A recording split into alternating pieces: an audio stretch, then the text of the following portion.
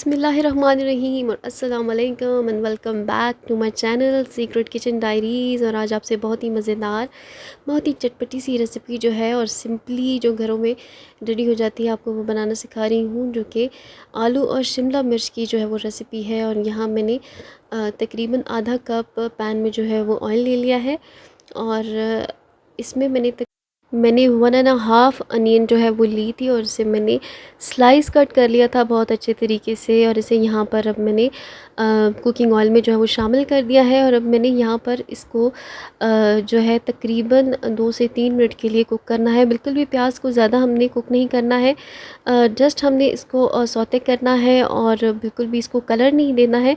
इसका थोड़ा सा कलर ऐसे पिंकिश सा हो जाए तो तभी हम फिर नेक्स्ट का प्रोसेस जो है वो स्टार्ट करेंगे। और बहुत अच्छी तरीके से यहाँ पर मैंने इधर जो है अच्छी तरीके से चम्मच चला लेना है और प्याज को अच्छे तरीके से इसका कलर चेंज होने तक कुक करना है।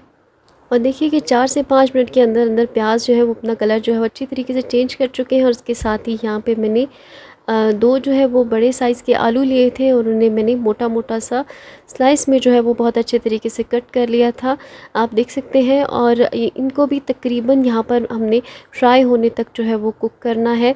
और इनके जो है फ्राई होने तक जो है इनका अच्छा सा गोल्डन सा कलर आ जाएगा, तब तक यहाँ पे मैं इनको बहुत अच्छे तरीके से जो है वो कुक करूँगी। और इनको लगातार जो है वो चम्मच नहीं चलाऊँगी और इन्हें लो मीडियम फ्लेम पर कुक होने के लिए छोड़ दूँगी। और जब ये थोड़ा सा हाफ़ कुक हो जाए तो मैं इनमें तकरीबन 1 टमाटर मैंने ले लिया है और उनको भी अच्छी तरीके से स्लाइस में कट कर लिया है, उनको शामिल कर दूँगी। और टमाटर के सॉफ़्ट हो जाने तक यहाँ पर मैं इनको बहुत अच्छे तरीके से कुक करूँगी। और चम्मच चलाकर जो है वो अच्छे तरीके से यहाँ पर मैं इनको मिक्सअप करके इनके सॉफ़्ट होने तक जो है वो कुक करूँगी। और 3 से 4 मिनट में ये थोड़े से सॉफ़्ट हो जाए तो तब मैं इसमें यहाँ पर तकरीबन आधा चम्मच जो है वो नमक शामिल कर रही हूँ।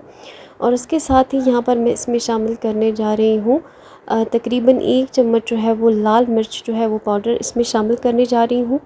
और ये आप अपने टेस्ट के अकॉर्डिंग जो है वो शामिल कर सकते हैं, जितनी भी आप जो है वो सुर्ख मिर्चें खाना पसंद करते हैं आप उस हिसाब से इसमें शामिल कर सकते हैं।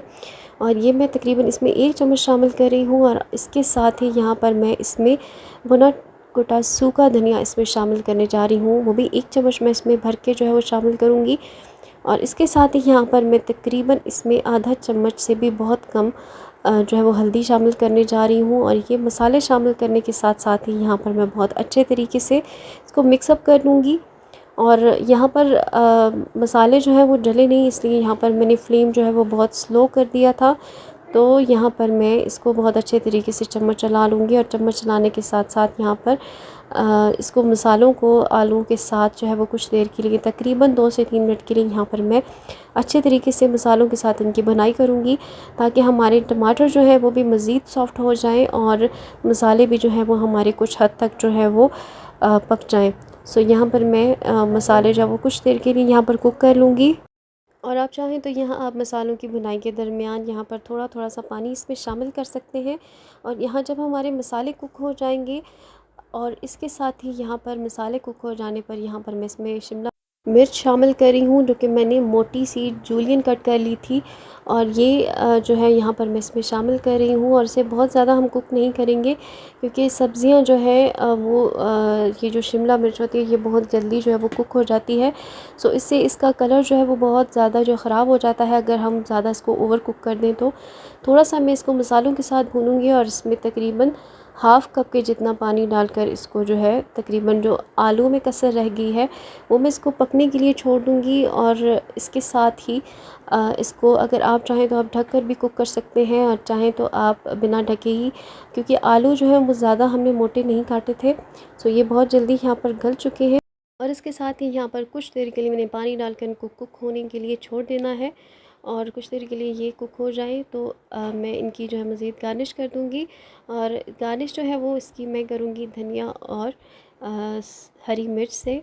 तो यहाँ पर मैंने इसकी गार्निश कर दी है। आप इसे ज़रूर ट्राई कीजिएगा, मुझे फ़ीडबैक दीजिएगा। रेसिपी वीडियो अच्छी लगे तो इसे लाइक करें और चैनल को ज़रूर सब्सक्राइब कीजिएगा। दुआओं में याद रखिएगा। अल्लाह हाफ़िज़।